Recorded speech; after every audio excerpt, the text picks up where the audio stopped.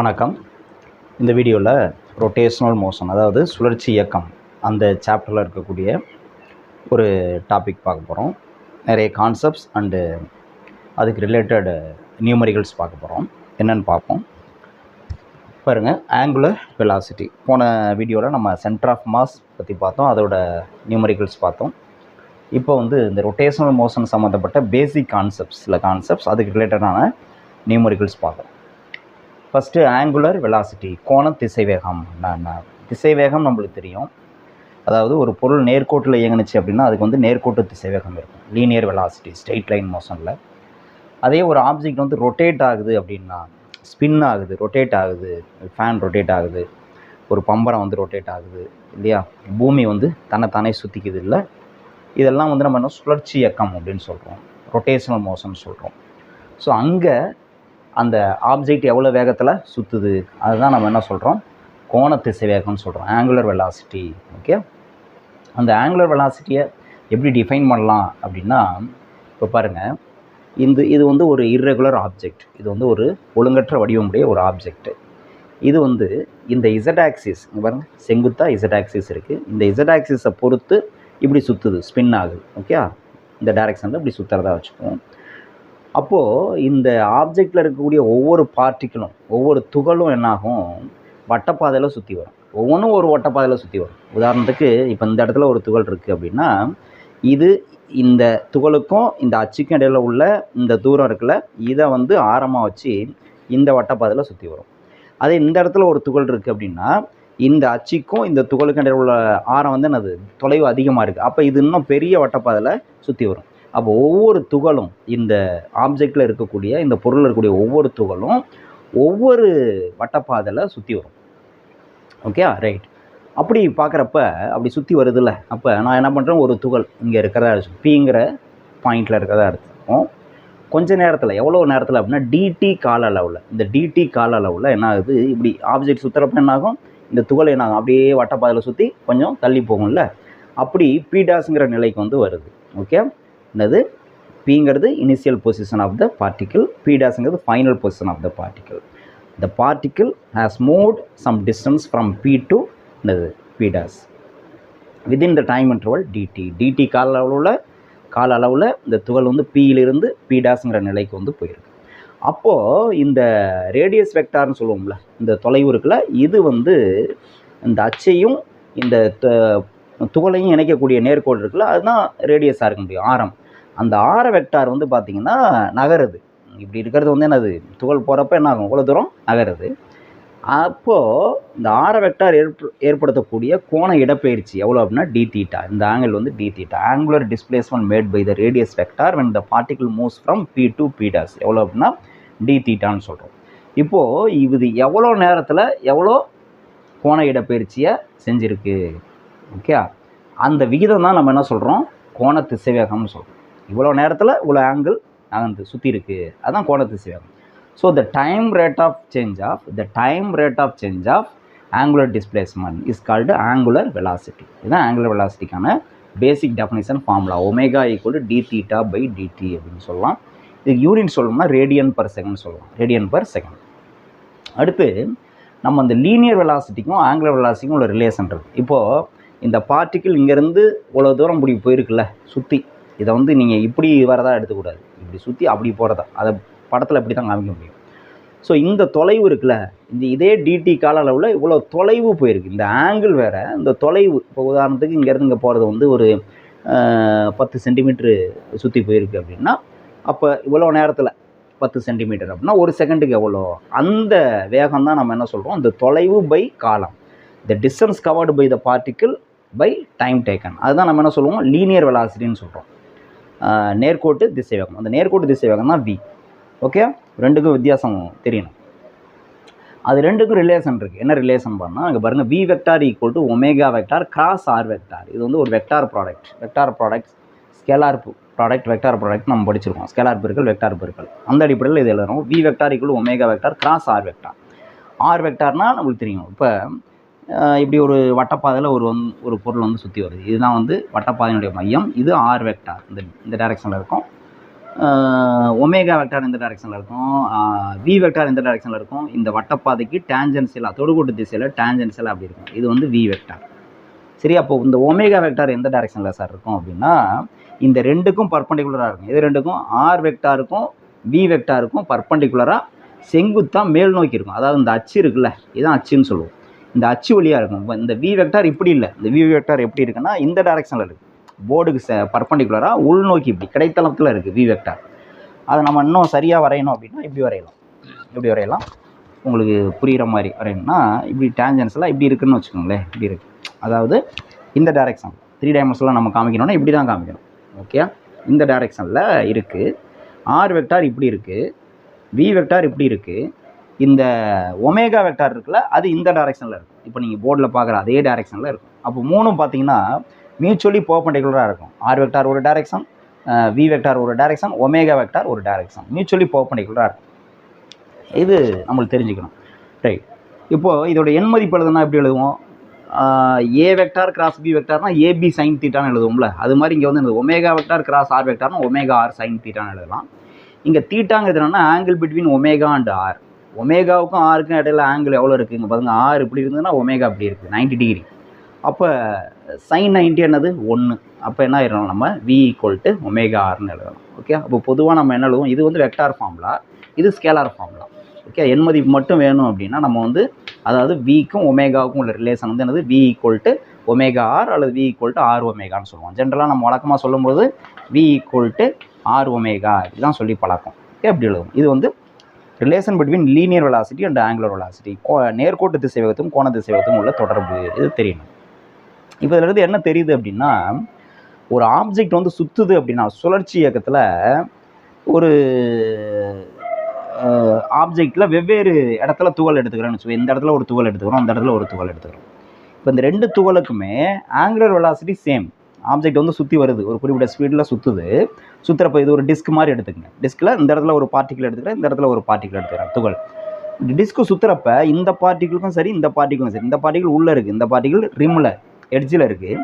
ரெண்டுக்குமே ஒரே angular velocity தான். ஒமேகா வந்து ரெண்டுக்குமே சேம் தான். ஆனால் இந்த லீனியர் வெலாசிட்டி இருக்குது பாருங்கள், நேர்கோட்டு திசைவேகம், அது வந்து டிஃப்ரெண்ட்டாக இருக்கும். இதுக்கு வந்து V1, இதுக்கு வந்து V2. என்ன காரணம், நமக்கு ஃபார்முலா என்னது, V equal to r omega. இதுக்கு ஆர் வந்து என்னது, இங்கே பாருங்கள் மையப்புள்ளியிலேருந்து கொஞ்சம் தூரத்தில் தான் இருக்குது R1 இல்லையா. அப்போ V1 equal to R1 omega, இது ஒரு மதிப்பு R1 ஒமேகா. இதுக்கு என்ன இருக்கும், இங்கே பாருங்கள் ரேடியஸ் அதிகம் இல்லையா. அப்போ இதுக்கு வந்து என்னது, V2 equal to R2 omega. அந்த R1 விட R2 மதிப்பு அதிகம். அப்போ கண்டிப்பாக V1 விட V2 அதிகமாக தான் இருக்கும். அப்போ வெவ்வேறு துகள்கள் ஒரு ஆப்ஜெக்ட் வந்து சுற்றுது, சுழற்சி இயக்கத்தில் இருக்குது அப்படின்னா அதில் ஒரே ஆப்ஜெக்டில் தான் இருக்குது, ஒரே பொருளில் தான் இருந்தாலும் வெவ்வேறு துகள்கள் வந்து வெவ்வேறு இடத்துல இருக்கக்கூடிய துகள் வந்து வெவ்வேறு வேகத்தில் இயங்குது அப்படிங்கிறத சொல்லலாம். வேகங்கிறதுக்கு நான் என்ன சொல்கிறேன், வெவ்வேறு நேர்கோட்டு திசைவேகம். அதனுடைய நேர்கோட்டு திசைவேகம் வந்து வேறு வேறு, ஆனால் கோண திசைவேகம் வந்து எல்லாமே ஒன்று தான். இப்போ உதாரணமாக சொல்லணும்னா சிம்பிளாக பூமி இருக்குது, பூமி வந்து சுற்றுது, தன்னைத்தானே சுற்றிக்குது.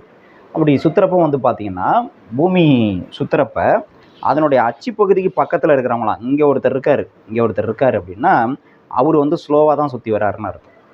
ஓகே, இங்கே இருக்கார், இந்த இடத்துல இருக்கார், இந்த எட்ஜில் அவர் வந்து பார்த்திங்கன்னா ஃபாஸ்ட்டாக சுற்றி வர்றார், அவருடைய வேகம் அதிகம். இப்போ இவருடைய வேகம் வந்து கம்மி, இவருடைய வேகம் வந்து என்னது அதிகம். என்ன காரணம், இது பூமி ஒரு சுற்றுறப்போ இவர் இந்த வட்டப்பாதையில் தான் சுற்றி வர்றார், டிஸ்டன்ஸ் கம்மி, ஒரே டைம் தான், 24 மணி நேரம் தான்.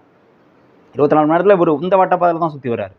அதே 24 மணி நேரத்தில் இவர் வந்து என்னது இந்த வட்டப்பாதையில் சுற்றி வர்றார் இல்லையா. அப்போ இவர் வந்து ஃபாஸ்ட்டாக சுற்றினா தானே ஒரு சுற்றி வர முடியும். ஓகே, அப்போ பூமியிலேயே எல்லோரும் இருந்தாலும் இங்கே இருந்து இந்த அச்சுக்கு பக்கத்தில் இருக்கிறவங்க வந்து என்ன பண்ணுறாங்க, ஸ்லோவாக சுற்றி வராங்க, இங்கே இருக்கிறவங்க ஃபாஸ்ட்டாக சுற்றி வராங்க. என்ன காரணம் அப்படின்னா சுழற்சி இயக்கத்தில் நமக்கு வந்து என்னது, இந்த கோண திசைவேகம் ஒன்று தான், ஒமேகா வந்து ஒன்று தான் எல்லாத்துக்குமே. ஆனால் அந்த V இருக்குல்ல நேர்கோட்டு திசைவேகம், அது ஒவ்வொரு துகளுக்கும் ஒவ்வொரு மாதிரி இருக்கும், டிஃப்ரெண்ட்டாக இருக்கும். Okay, the angular velocity is same for all the particles in the object, but linear velocities are different for different particles with respect to the position of the particles in the rotating object. இது தெரிஞ்சுக்கணும். அடுத்து பாருங்கள் angular acceleration. எப்படி linear acceleration ஏன்னு சொல்லுவோம், நம்ம ஏ அப்படின்னா என்ன சொல்லுவோம், dv/dtன்னு சொல்லுவோமா. லீனியர் ஆக்சலரேஷன்னா என்ன சொல்லுவோம், dv/dt, time rate of change of velocity. அதான் வந்து என்னது லீனியர் ஆக்சலரேஷன். அதான் நேர்கோட்டு முடுக்கம் அப்படின்னா நேரத்தை பொறுத்து திசைவேகத்தில் ஏற்படக்கூடிய மாற்றம் இல்லையா? நேரத்தை பொறுத்து திசைவேக மாறுபாட்டு வீதம் தான் நம்ம என்ன சொல்லுவோம்? முடுக்கம் சொல்லுவோம். நேர்கோட்டு முடுக்கம் ஆக்சிலரேஷன், லீனியர் ஆக்சிலரேஷன். அதே மாதிரி இங்கே ஆங்குலர் ஆக்சிலரேஷன் இருக்குது. ஆங்குலர் வெலாசிட்டியில் சேஞ்ச் இருந்ததுன்னா அங்கே வந்து ஆங்குலர் ஆக்சிலரேஷன் இருக்கும். அப்போ ஆங்குலர் ஆக்சிலரேஷன் ஆனது the time rate of change of angular velocity. Alpha equal d omega by dt. அங்கே எப்படி ஏன்னா dv பை டிடின்னு போகிறோம், அதே மாதிரி இங்கே alpha equal d omega by DD அப்படின்னு சொல்லலாம். இது வந்து ஆங்குலர் ஆக்சிலரேஷன், கோண முடுக்கம்னு சொல்லுவோம். ரைட்.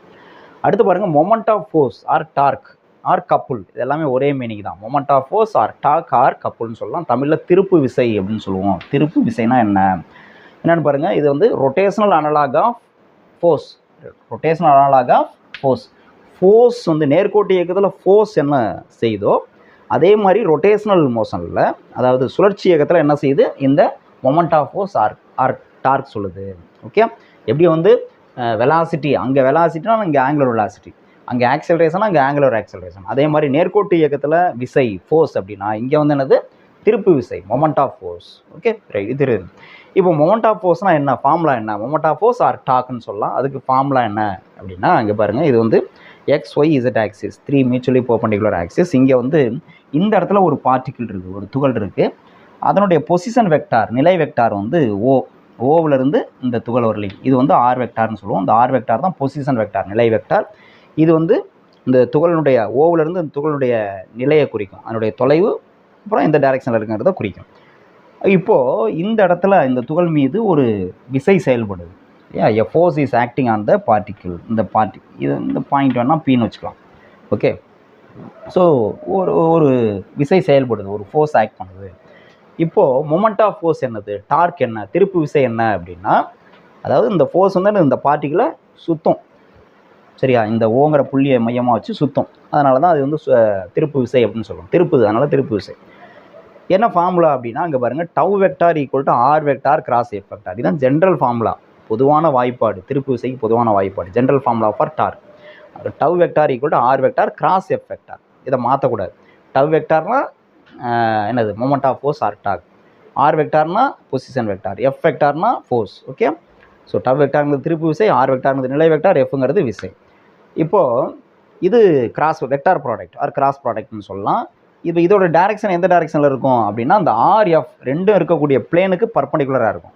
ஆர் இந்த பிளேனில் இருக்குது, எஃப் வந்து சப்போஸ் இந்த டைரெக்ஷனில், நான் சொன்ன மாதிரி எஃப் வந்து இந்த டைரெக்ஷனில் இப்படி ஆக்ட் பண்ணுது, இப்படி போர்டுக்கு பர்பண்டிகுலராக இப்படி ஆக்ட் பண்ணுறதா வச்சுக்கோமே. ஆர் இந்த போர்டோட பிளேன்லேயே இருக்குது, எஃப் வந்து போர்டுக்கு பர்பண்டிகுலராக இருக்குது அப்படின்னா நமக்கு வந்து அந்த டவ் வெக்டார் வந்து என்ன ஆகும்?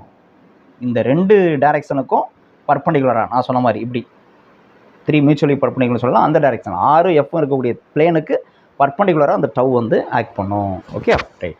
இப்போ இதுக்கு என் மதிப்பு வேணும், மேக்னிடியூட் மட்டும் வேணும்னா என்னது? டவ் ஈக்குவல் டு, நான் ஏற்கனவே சொன்ன மாதிரி ஏ வெக்டார் கிராஸ் பி வெக்டார்னா ஏபி சைன் தீட்டான்னு எழுதுவோம். அது மாதிரி இங்கே ஆர் வெக்டார் கிராஸ் எஃப் வெக்டார்னா ஆர்எஃப் சைன் தீட்டான்னு சொல்கிறோம்.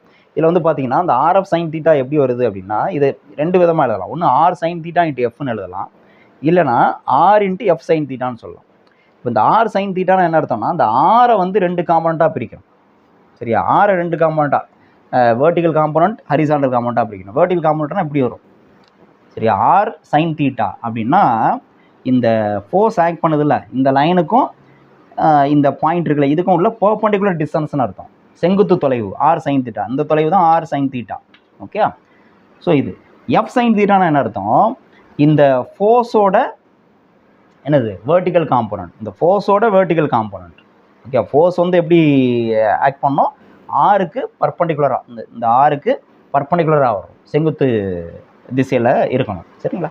அது அப்போ எஃப்போட பர்பண்டிகுலர் காம்பனண்ட், வெர்டிகல் காம்பனண்ட் தான் என்னது? எஃப் சைன் தீட்டான்னு இருக்கும். ஸோ அப்படி எடுத்துக்கலாம். ஒன்று ஆருக்கு வந்து வெர்டிகல் காம்பனண்ட் எடுத்துக்கலாம், ஆர் எஃப்க்கு வெர்டிகல் காம்பனண்ட் எடுத்துக்கலாம். எப்படி எடுத்தாலும் ஆன்சர் வந்து என்னது? ஒன்றா தான் வரும். அதான் அங்கே சொல்கிறோம். ஆர் சைன் தீட்டானா R perpendicular component into F, R into F sine தீட்டானா ஆர் இன்ட்டு எஃப் பர்பண்டிகுலர்னு அர்த்தம். ரைட். அடுத்து பாருங்கள், இந்த டார்க் வந்து எப்போ 0 ஆகும் அப்படின்னா ஒன்று வந்து எஃப் 0 ஆனிச்சுன்னா, இந்த ஃபோர்ஸ் 0 ஆயிடுச்சுன்னா என்ன ஆகும்? 0 இன்ட்டு எனிதிங் எல்லாமே 0 ஆயிரும். ஃபோர்ஸே இல்லைன்னா டார்க் வேலை இல்லை. அடுத்து theta equal 0 or 180 degree. Theta 0 டிகிரின்னு என்ன அர்த்தம்? இப்போ இந்த தீட்டாங்கிறது என்னது? Angle between r and F. Okay. அப்போ ஆர் இங்கே பாருங்கள் இந்த லைனில் இருக்குது, இந்த டைரெக்ஷனில் இருக்குது, எஃப் இந்த டைரெக்ஷனில் இருக்குது. So they make some angle theta. Angle between F and r வந்து தீட்டான்னு சொல்கிறோம். இந்த ஆங்கிளே இல்லை, இந்த ஆர் டைரக்ஷன்லேயே எஃப்பும் ஆக்ட் பண்ணு, இந்த எஃப் வந்து இந்த டைரக்ஷன்லேயே ஆக்ட் பண்ணுச்சு அப்படின்னா தீட்டா 0. அப்போ வந்து ரொட்டேஷன் இருக்குமா அப்படின்னா இருக்காது. இப்போ இது பார்ட்டிக்கிள், ஓகே, இதை பிடிச்சி இப்படி இழுக்கிறோம் அப்படின்னா ரொட்டேஷன் இருக்குமா? அப்படி இருக்குமா? இப்போ இந்த பேனா இருக்குது அப்படின்னா இதை நான் இப்படி அப்ளை பண்ணால் அந்த பேனா வந்து சுற்றுது இல்லையா, திரும்புது. இது இந்த டைரெக்ஷனில் இங்கே பாருங்கள், இதான் வந்து ஆக்சிஸ் ஆஃப் ரொட்டேஷன் அப்படி வச்சுப்போம். இப்படி பிடிச்சி இழுக்கிறப்ப சுத்தமாக பேனா இந்த டைரெக்ஷன், இந்த பேனா இருக்கிற டைரெக்ஷன்லேயே அந்த பக்கம் இப்படி ஸ்ட்ரைட்டாக இதுதான் ஆர்னு வச்சுக்குவோம். இந்த டைரெக்ஷனில் அப்படி பிடிச்சி இழுத்தோம்னா பேனா வந்து சுற்றி வராது இல்லையா. அப்போ என்ன அர்த்தம்? ஃபோர்ஸ் இந்த டைரெக்ஷனில் இருக்குது, ஆர் இந்த டைரெக்ஷனில் இருக்குது. அப்போ ஆங்கிள் பிட்வீன் தம் 0. ஆங்கிள் 0னா சைன் 0 0. அப்போ டார்க் வந்து இருக்காது. இப்படி பிடிச்சி இழுத்தோம்னா பேனா சுற்றாது. இப்படி பண்ணோம்னா தான் என்ன ஆகும்? பேனா வந்து சுற்றி வருது. அப்போ இங்கே வந்து ஆருக்கும் எஃப் கடையில் ஆங்கிள் இருக்குது, அதான் அங்கே சொல்கிறோம். அதே மாதிரி 180 டிகிரியாக இருந்தாலும் சரி, 0 டிகிரியாக இருந்தாலும் சரி, 180 டிகிரினான்றது இந்த டைரெக்ஷன், ஆப்போசிட் டைரெக்ஷனில் இப்படி இருந்தாலும். ஸோ ஃபோர்ஸ் வந்து ஆருக்கு, எஃப் வந்து ஆருக்கு பேரலாவோ அல்லது ஆன்டி பேரலாவோ இருந்ததுன்னா 0 டிகிரியோ அல்லது 180 டிகிரியில் ஆக்ட் பண்ணிச்சுன்னா அங்கே டாக் வந்து 0, திருப்பு விசை இருக்காது அப்படிங்கிறத தெரிஞ்சுக்கணும். இதெல்லாம் வந்து பேசிக் பாயிண்ட்ஸ் நமக்கு. ஓகே, இது angular velocity, angular acceleration and torque, இந்த 3 பற்றியும் தெளிவாக நம்ம தெரிஞ்சுக்கணும். இன்னும் பேசிக் கான்செப்ட்ஸ் இருக்குது, அதை பார்த்துட்டு நம்ம வந்து நியூமரிக்கல்ஸ் பார்க்கலாம். இதை நோட் பண்ணிங்க ஃபஸ்ட்டு.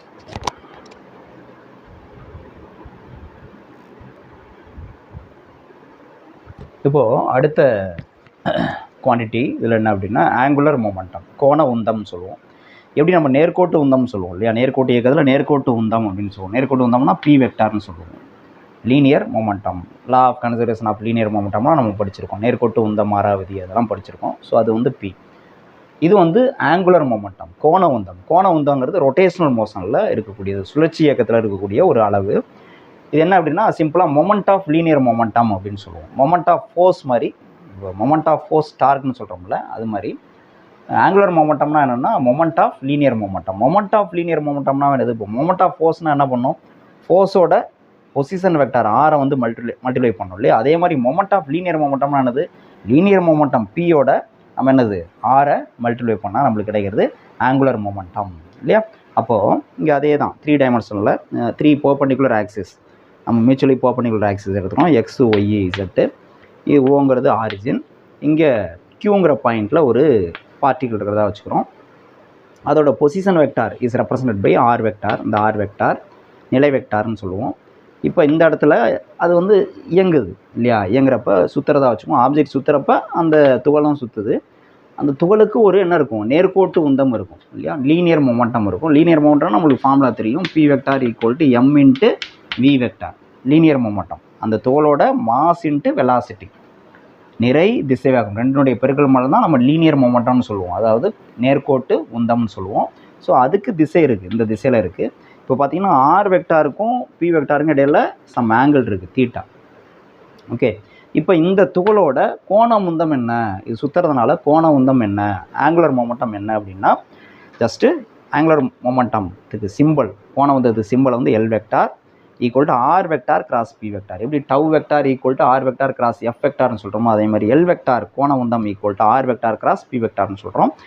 வழக்கம் போல் ஏ வெக்டார் கிராஸ் பி வெக்டார்னா ஏபி சைன் தீட்டா, அதே மாதிரி ஆர் வெக்டார் கிராஸ் பி வெக்டார்னா ஆர்பி சைன் தீட்டான்னு எழுதுவோம். என் மதிப்பு மட்டும் வேணும்னா அந்த ஃபார்முலா. இங்கே தீட்டாங்கிறது angle between r and p. அங்கே சொன்ன மாதிரியே என்னது, தீட்டா 0னா கம்ப்ளீட்டான சைன் 0 0, ஆங்குலர் மொமெண்டம் ஃபுல்லாக 0 ஆயிரும் அப்படிங்கிறது தெரிஞ்சுக்கணும். Okay, right. ஸோ இதுதான் வந்து ஆங்குலர் மொமெண்டத்தை பற்றி சொல்லணும்னா அடுத்து வந்து பாருங்கள் relation between torque and angular momentum. திருப்பு விசைக்கும் கோண உந்தத்திற்கும் உள்ள தொடர்பு என்ன, அது இந்த ஃபார்முலாவிலேருந்தே கொண்டு வரலாம். என்ன ஃபார்முலா நமக்கு? L vector equal to R vector cross B vector, p vector. இப்போ தான் நான் இதை என்ன பண்ணுறேன், டிஃப்ரென்ஷியேட் பண்ணுறேன் வித் ரெஸ்பெக்ட் டு டைமை பொறுத்து டிஃப்ரென்ஷியேட் பண்ணுறேன். அப்போ dL vector by DD equal to, இங்கே 2 குவான்டிட்டி இருக்குது, ரெண்டுமே மாறலாம். அப்படி இருந்தாலும் என்ன பண்ணுவோம், முதல்ல ஒரு குவான்டிட்டியை அப்படியே வச்சுக்கிட்டு இன்னொரு குவான்டிட்டியை மட்டும் டிஃப்ரென்ஷியேட் பண்ணுவோம். அப்போ ஆர் வெக்டார் அப்படியே வச்சுக்கிட்டு பி வெக்டார் டிஃப்ரென்ஷியேட் பண்ணால் cross d p vector by d t இப்படி சொல்லலாம். ப்ளஸ் இப்போ வந்து என்னன்னா பி வெக்டார் அப்படியே வச்சுக்கிட்டு நம்ம என்ன பண்ணுறோம், ஆர் வெக்டார் டிஃப்ரென்ஷியேட் பண்ணுறோம். அப்போ என்னென்னா D R vector by D T cross P வெக்டார்னு சொல்லலாம். இப்படி நம்ம சொல்ல முடியும். இப்போது இந்த டிபி பை டிடி அது வந்து நம்ம என்ன சொல்லுவோம் ஞாபகம் இருக்கா? டிபி பை டிடிங்கிறது என்னது? Time rate of change of linear momentum. அதுக்கு பேர் தான் என்னது நம்ம படிச்சிருக்கோம் ஏற்கனவே Newton second law of motion F force. அப்போ ஆர் வெக்டார் கிராஸ் இதுக்கு பதிலாக என்ன பண்ணலாம், எஃப் வெக்டார் போடலாம். இது வந்து Newton second law of motion படி இல்லையா. இது அப்படி இருக்கட்டும். ப்ளஸ் இது என்னது டிஆர் பை டிடினா என்னது, ஆர்னா பொசிஷன் வெக்டார். இந்த time rate of change of position வெக்டார்னா ஆப்ஜெக்டோட பொசிஷனில் ஏற்படக்கூடிய மாற்றம், மாறும் வீதம், அதுதான் நம்ம என்ன சொல்கிறோம், திசை வேகம்னு சொல்கிறோம் இல்லையா, திசை வேகம்னு சொல்லுவோம்.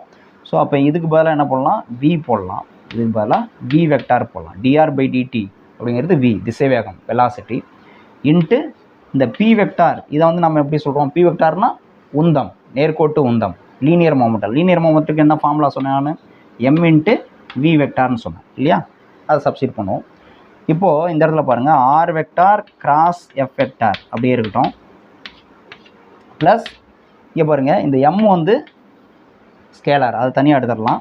அப்போ V vector cross V vector இப்படி வரும். வி வெக்டார் கிராஸ் வி வெக்டார்னால் என்ன வரும் வேல்யூ, நம்ம ஏற்கனவே படிச்சிருக்கோம். ஒரு வெக்டாரை அதே வெக்டாரால் கிராஸ் ப்ராடக்ட் பண்ணோம்னா என்ன கிடைக்கும், இப்போ ஏ வெக்டார்னு இருக்குது, ஏ வெக்டாராலேயே கிராஸ் ப்ராடக்ட் பண்ணோம்னா என்ன கிடைக்கும், 0 கிடைக்கும் இல்லையா, உங்களுக்கு தெரியும். ஏன்னா cross product formula A vector cross B வெக்டார்னா ஏபி சைன் தீட்டான்னு எழுதுவோம். இது ரெண்டும் அதே வெக்டார்னு என்ன அர்த்தம், ஏஏ சைன் தீட்டான்னு எழுதுவோம். தீட்டாங்கிறது என்னது, angle between these two vectors. ரெண்டுமே ஒரே வெக்டாருங்கிறப்ப அது ரெண்டுக்கும் ஒரே டைரெக்ஷனில் தான் இருக்கும். அப்போ தீட்டா வந்து 0, அப்போ சைன் 0 0, அப்போ ஃபுல்லாக வந்து என்ன ஆயிரும், 0 ஆயிரும். ஸோ அந்த அடிப்படையில் நம்ம வந்து என்ன பண்ணுறோம், இது வந்து 0 ஆயிடுது, இது 0 ஆயிடுது, இந்த டேர்ம் வந்து 0 ஆயிடுது. அப்போ 0 இன்ட்டு எனிதிங் ஃபுல்லாக 0. மீதி இருக்கிறது பாருங்கள், d l by d t, d l vector by DD equal to என்ன கிடைக்கும், R vector cross F vector. கொஞ்ச நேரத்துக்கு முன்னாடி பார்த்தா என்னது, அதுதான் டவ் வெக்டார் இல்லையா. அப்போ ரிலேஷன் பிட்வீன் என்னது டார்க் அண்டு ஆங்குலர் மொமெண்டம் அப்படின்னா இதுதான் tau vector equal to D L vector by D T. அதாவது இது வந்து என்னது, டவ் வெக்டாருங்கிறது torque external torque acting on the object is equal to time rate of change of angular momentum of the rotating object. அதாவது ஒரு பொருளின் மீது செயல்படக்கூடிய புற திருப்பு விசையானது அந்த பொருளின் கோண உந்த மாறுபாட்டு வீதத்திற்கு சமம் அப்படின்னு சொல்லலாம். கோண உந்த மாறுபாட்டு வீதத்திற்கு சமம். இது எந்த மாதிரி இருக்குது அப்படின்னா, விச் இஸ் சிமிலர் டு என்னது, F vector equal to D P vector by D T. நம்ம நேர்கோட்டு இயக்கத்தில் என்ன சொல்லுவோம், Newton second law of motion, F vector equal to D P vector by டிடின்னு சொல்கிறோம்ல. அதே தான் சுழற்சி இயக்கத்தில் என்ன சொல்கிறோம், எஃப் இருக்கிற இடத்துல டவ் வந்துடுது, பி இருக்கிற இடத்துல எல் வந்துடுது. ஓகே, இது தெரியணும், இந்த கம்பேரிசன் நம்மளுக்கு தெரியணும். ஓகே, ஸோ இதுதான் relation between torque and angular momentum, திருப்பு விசைக்கும் கோண உந்தத்திற்கும் உள்ள தொடர்பு அப்படின்னு தெரியணும். இதை வச்சு தான் நம்ம என்ன சொல்கிறோம், கோண உந்த மாறா விதி சொல்கிறோம். அதாவது law of conservation of angular momentum சொல்கிறோம். Law of conservation of angular momentum, law of conservation of angular momentum.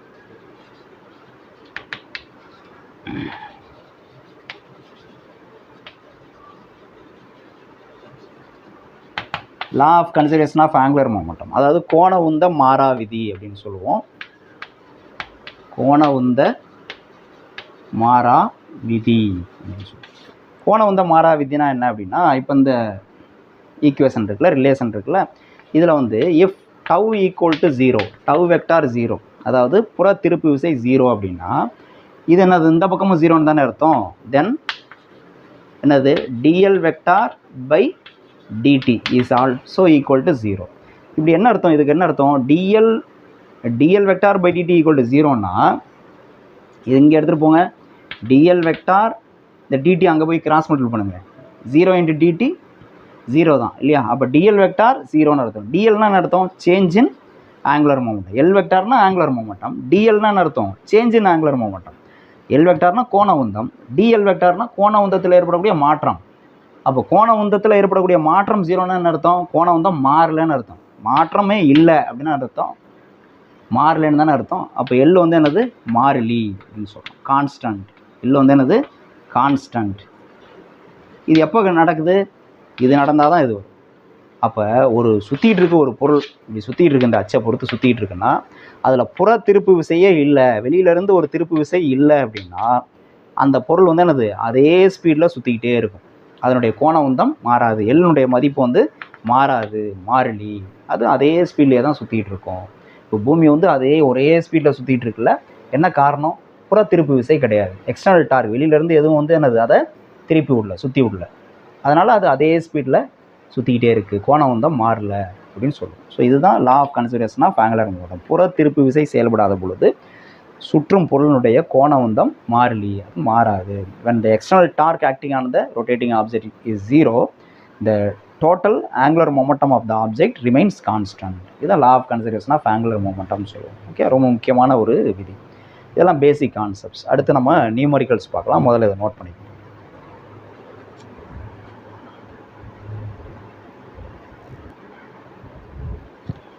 Right, இப்போ அந்த கொஸ்டினை பாருங்கள். The position of a particle is given by r vector equal to I cap plus 2j cap minus k cap, and its linear momentum is given by p vector equal to 3I cap plus 4j cap minus 2k cap. Then its angular momentum about the origin is perpendicular to option A x axis, option B y axis, option C z axis, option D yz plane. தமிழில் சொல்லணும்னா ஒரு துகளின் நிலை vector r vector equal to I cap plus 2j cap minus k cap மற்றும் நேர்கோட்டு உந்தம் p vector equal to 3i cap plus 4j cap minus 2k cap எனில் ஆதிப்புள்ளியை பொறுத்து அதன் கோண உந்தம் கீழ்கண்ட எதற்கு செங்குத்தாக இருக்கும்? ஆப்ஷன் ஏ எக்ஸ் அச்சு, ஆப்ஷன் பி ஒய் அச்சு, ஆப்ஷன் சி இசட் அச்சு, ஆப்ஷன் டி ஒய்இசட் தளம். ஓகே, இந்த கொஸ்டினை நோட் பண்ணிங்க. இப்போ நம்ம சொல்யூஷன் பார்க்கலாம்.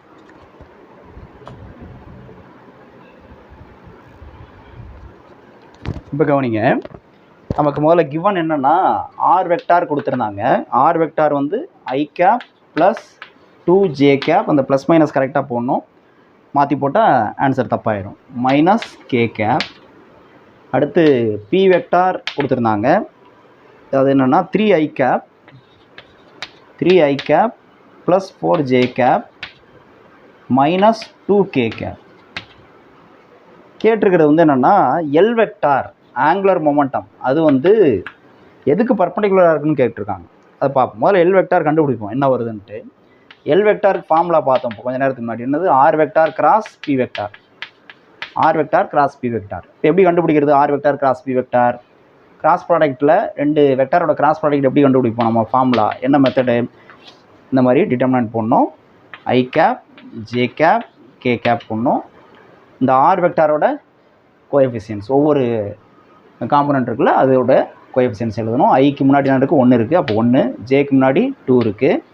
கேக்கு முன்னாடி -1 இருக்குது. அதே மாதிரி பி வெக்டார் இருக்குல்ல ஒவ்வொரு காம்பனண்ட்டும் பாருங்கள். 3, 4 + 4 இது வந்து -2. இப்போ இதோட வேல்யூ கண்டுபிடிக்கணும். எப்படி கண்டுபிடிப்போம்? நம்ம ஐ கேப் முதல்ல எடுத்துக்குவோம். இந்த காலம் இந்த ரோ கேன்சல் பண்ணால் மீதி வந்து என்ன இருக்கும்? இது மட்டும் தான் இருக்கும். கிராஸ் மல்டிபிள் பண்ணுவோம். 2 × -2 -4, 4 × -1 -4 வரும். அந்த இடத்துல ஒரு மைனஸ் இருக்கும் நமக்கு ஃபார்முலாவில். அப்போ மைனஸ் இன்ட்டு மைனஸ் ப்ளஸ் +4 ஆகிடும். அடுத்து இந்த இடம் வருவோம். இங்கே வந்து இது ப்ளஸ்ஸு, இது ப்ளஸ்ஸு, இது மைனஸ், இது ப்ளஸ். இந்த ஆர்டரில் எழுதணும். அப்போ இது மைனஸ் ஜே கேப். ஸோ இந்த காலம் இந்த ரோ அடிச்சிட்டா மீதி வந்து என்னது?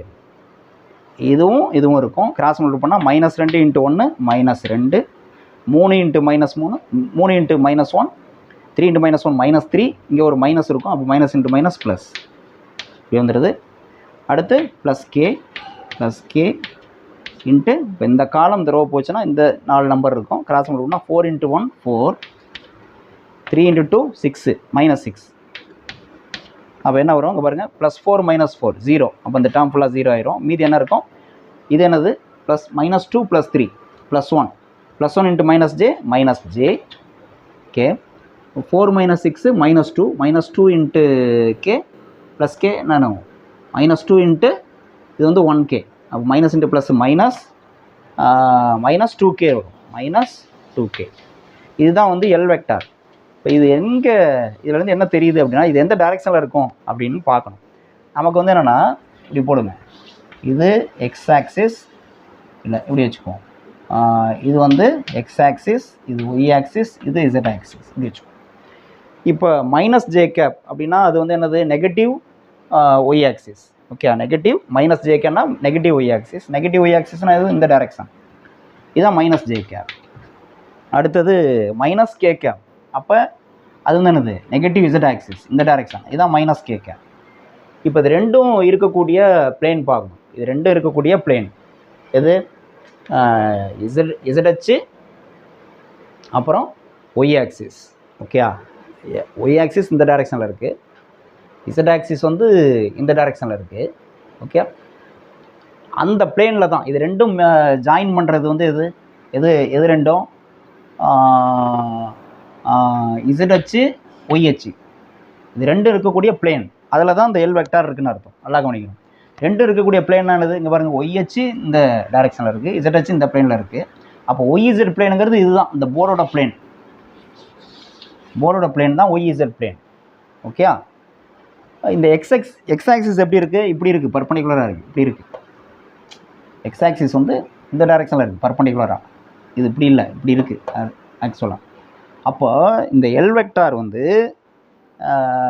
இந்த பிளேனில் இருக்குதுன்னு சொல்லியாச்சு. இதில் இந்த ஒய்இசட் பிளேனில் இருக்குது அப்படின்னா இந்த பிளேனுக்கு இந்த எல் வெக்டார் இருக்கக்கூடிய பிளேனு இது, இந்த போர்டோட பிளேன். அதுக்கு பர்பண்டிகுலராக இருக்கக்கூடிய ஆக்சிஸ் வந்து எது? இந்த எக்ஸ் ஆக்சிஸ். ஓகே. அப்போ நமக்கு ஆன்சர் என்ன வரும் அப்படின்னா, அவங்க கொடுத்துருக்குற ஆப்ஷன் வந்து என்னது? எக்ஸ் ஆக்சிஸ் வரும். ஆன்சர் ஏ.